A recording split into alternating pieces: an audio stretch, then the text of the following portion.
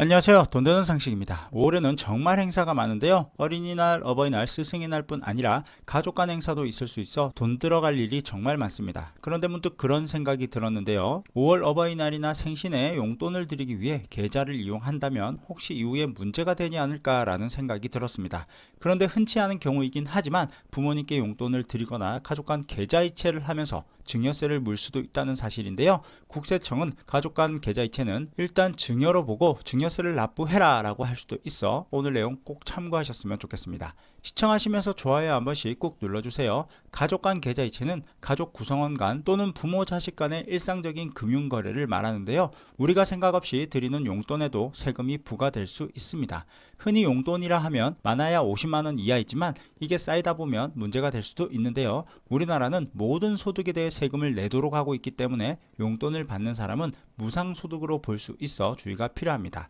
부모 자식 간의 용돈에 적용되는 세금은 증여세인데요. 증여세는 타인으로부터 재산을 무상으로 취득하는 것으로 재산 가액에 대해 부과하는 세금으로 일정 금액 이하의 경우에는 세금을 내지 않아도 됩니다. 그런데 매달 30만원, 50만원씩 보내는 용돈으로 인해서 문제가 생길 수도 있습니다. 10년 동안 모든 금전을 합쳐서 5천만원까지는 증여세를 내지 않고 가족 간 계좌이체를 할 수 있다고 알고 계신데요. 10년간 5천만원을 넘지 않아도 증여세가 부과되는 경우도 있습니다. 부모님이 소득이 있어 생활을 하는데 크게 지장이 없음에도 생활비를 송금한다면 이는 증여세 부과 대상이 될 수 있습니다. 문제는 여기서 끝이 아닌데요. 부모님께 드리는 용돈뿐만 아니라 가전제품을 구입해주거나 그 외 가족 행사 등으로 계좌이체한 돈까지 모두 합쳐서 5천만원까지이기 때문에 잘 확인해 보셔야 할 것 같습니다. 하지만 나는 매달 30만원씩 이체하고 있으니 문제가 없어 라고 할 수 있겠지만 30만원씩 10년이면 3,600만원이 되고 부모님 생신이나 어버이날 용돈,